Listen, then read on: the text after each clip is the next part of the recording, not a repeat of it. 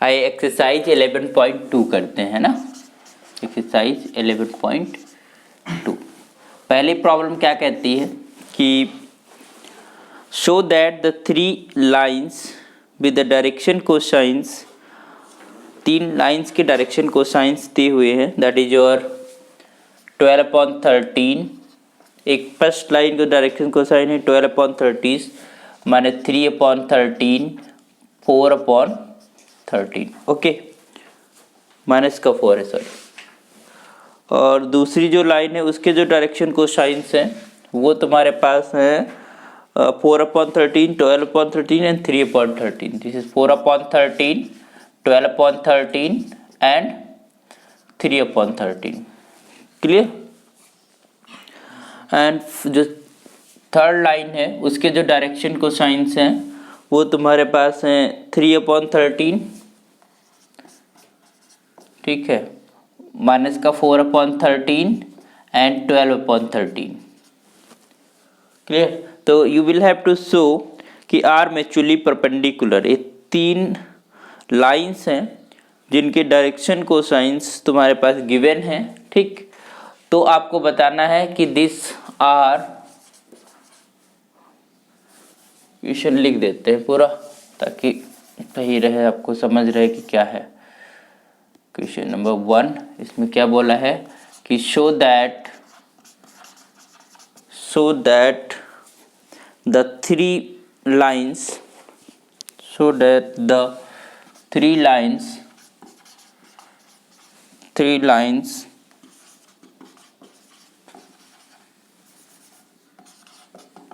with direction cosines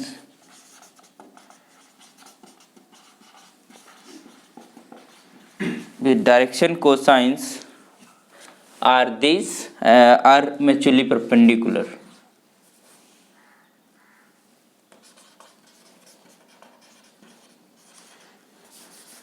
बहुत अच्छा सवाल है, इसमें बहुत सारे कॉन्सेप्ट क्लियर होंगे। म्यूचुअली परपेंडिकुलर,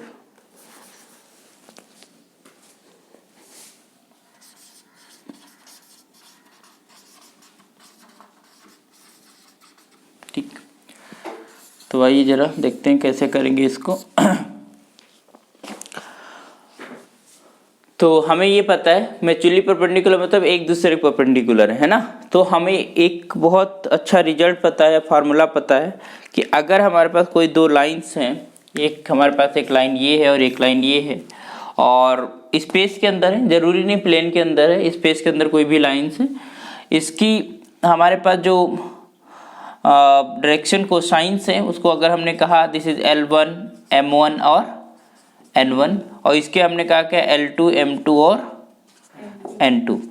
तो अगर इनके बीच में जो एंगल बनता है वो क्या फार्मूला होता है, cos theta is equals to L1 L2 plus का M1 M2 प्लस का N1 N2, है ना, ये होता है। अगर वो परपेंडिकुलर है तो इसका मतलब 90 डिग्री एंगल बन रहा होगा, है ना, और 90 डिग्री का मतलब है cos 90 का मतलब क्या होता है 0। इसका मतलब दिस प्रोडक्ट शुड बी 0, है ना, फॉर द परपेंडिकुलर। तो हमको बस यही दिखाना है कि चाहे ये वाली लाइन के डायरेक्शन कोसाइंस का प्रोडक्ट का सम, है ना, चाहे इसका चाहे इसका, तीनों को आपस में अगर हम करेंगे तो it should be equal to 0, ठीक है। तो हमको बस यही दिखाना है। तो दिस यू कह सकते हैं कि परपेंडिकुलर होने की जो कंडीशन है वो हमारे पास ये है ना, दो लाइंस का परपेंडिकुलर होने की कंडीशन ये है ना, L1 L2 plus M1 M2 plus N1 N2 is equals to 0, जहाँ पर L1 M1 N1 जो है डायरेक्शन कोसाइंस है एक लाइन के, और जो L2 M2 N2 है वो दूसरे लाइन के डायरेक्शन कोसाइंस है, ठीक है। तो यहाँ पर बस यही काम करना है, सिंपल सा वो है। सो यहाँ पर हम थोड़ी देर के लिए ले लेते हैं, मान लेते हैं कि ये तुम्हारे पास L1 है, ये M1 है और this is your N2, clear. दूसरी लाइन के जो डायरेक्शन कोसाइंस है उसको मान कर लेते हैं L2 M2 और यहाँ पर N2, यहाँ पर हम L3 कह दे रहे हैं, L3 M3 N3. Okay, so now हम क्या लेते हैं, पहले L1 L2 plus M1 M2 plus N1 N2, देखते हैं इसको क्या आ रहा है ना। तो this multiply this with this, है ना। तो क्या हो जाएगा ये 12/13 इंटू 4/13, क्लियर। फिर प्लस का माइनस का 3/13 और दूसरा हमारे पास हो जाएगा क्या बताए 12/13 एंड प्लस का माइनस का 4/13 एंड फिर 3/13, क्लियर। आइए जरा देखते हैं कितना हो जाएगा ये 12 4 जा, सही बात, पक्का। कितना हो जाएगा 48, तो 48/13 का स्क्वायर, ठीक, क्योंकि 13 का स्क्वायर सब में आ रहा है तो हम 169 नहीं लिखेंगे, ठीक है। 12 3 जा 36/13 का स्क्वायर एंड प्लस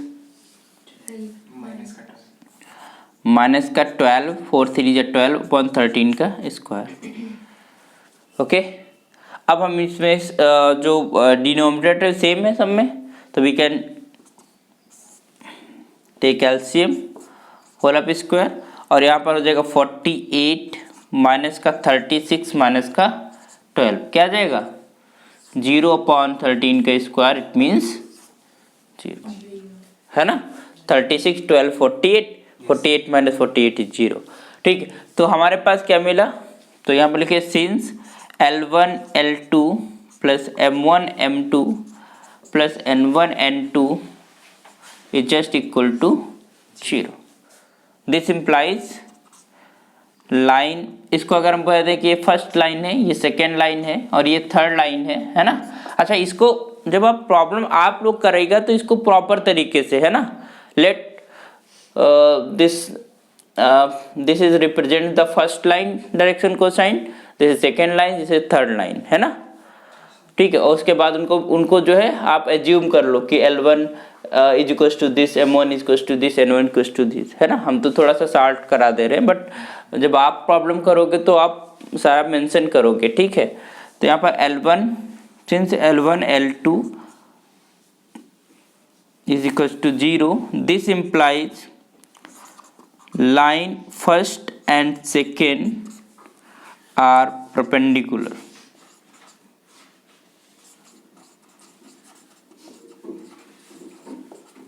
ओके, तो फर्स्ट और सेकेंड लाइन के नाउ अब हम उसको देखते हैं, किसको, सेकेंड एंड थर्ड को। तो उसके लिए क्या करेंगे, L2 L3 plus M2 M3 plus का N2 N3, okay, just simply multiply, you will get the result. This is your 4/13, दूसरे ब्रैकेट में है 3/13 एंड प्लस का दिस इज 12/13 और फिर तुम्हारे पास है माइनस का 4/13, है ना, एंड प्लस का 3/13 and that equals to 12/13, clear.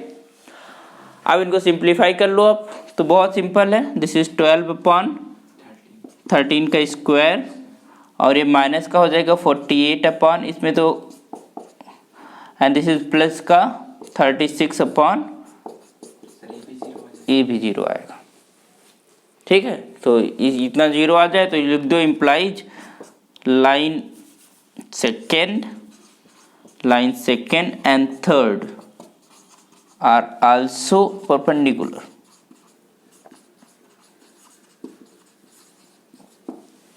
अच्छा, एक चीज बताइए, अगर ये इसके परपेंडिकुलर है, ये इसके परपेंडिकुलर है, तो क्या जरूरी है कि ये इसके परपेंडिकुलर हो?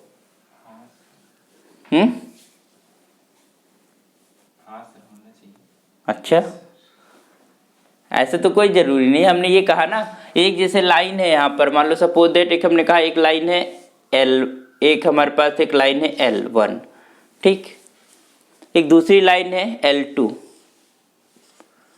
एक तीसरी लाइन है L3, ठीक। हमने कहा कि L1 L2 के परपेंडिकुलर है, ठीक है, इनके बीच 90 डिग्री एंगल बन रहा है, ठीक। हमने कहा L2 के परपेंडिकुलर क्या है, L3, ये भी ठीक है, इसके बीच में भी 90 डिग्री बन रहा है। क्या अब L1 L2 परपेंडिकुलर है, पैरेलल है, तो ऐसा जरूरी तो नहीं, तो you will have to check first and third also. लेकिन इसमें आर म्यूचुअली लिखा है ना, हाँ, म्यूचुअली इसमें लिखा ही, म्यूचुअली लिखा है ना, तो वो शो करना है ना आपको, मतलब कहने मतलब इतने स्टेप ए फर्स्ट और सेकंड ए करके नहीं छोड़ देना, आपको देखना पड़ेगा ना। मतलब ये जो है, तुमने एक रिलेशन पढ़ा होगा, transitive relation, relation and function जब हम पढ़ा रहे थे तो उसमें पढ़ा था हमने ट्रांजिटिव रिलेशन, कि अगर x रिलेट करता है y से, y रिलेट करता है z से, then it should be imply x will be relate to z। अगर रिलेशन हमारे पास ट्रांजिटिव है तो ये कंडीशन होल्ड करती, बट अगर हम परपेंडिकुलर जो रिलेशन होता है वो ट्रांजिटिव नहीं होता, ठीक। यहाँ पर तो हम खैर प्लेन की बात कर रहे हैं, बट यहाँ पर जो है तो स्पेस के अंदर है ना, स्पेस में अगर है तो हमें देखना पड़ेगा कि वो परपेंडिकुलर है या भी नहीं, मे और नॉट, ठीक है। तो हमें भी देखना पड़ेगा, भी एक और स्टेप करना है हमको, तो हमको ये करना है कि दिस वन विद दिस, है ना। तो इसके लिए ये मिटा दूं, रब कर दूं,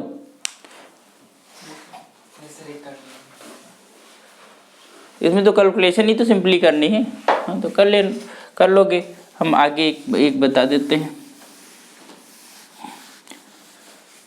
समझ तो आ गया ना कैसे करना है।